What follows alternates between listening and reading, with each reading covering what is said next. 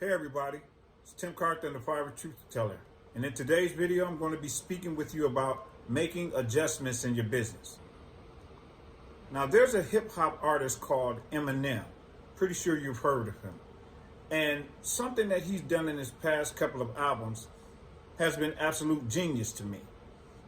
Now, one thing for which he got criticized unjustly, in my opinion, is for supposedly not having content.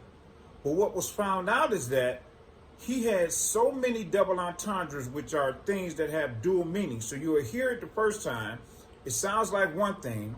The second time, you say, oh, it's two different things. So for example, he said in one album that he now was living in a gated community and his neighbor said hi. He's giving him pounds. He's upscale now. Guess that means I'm way in the sky. So on its surface, you hear that and you say, oh, okay, well, he's in the gated community, so he's upscale. That means that he's moved up the economic ladder. So way in the sky means he's way up in the sky.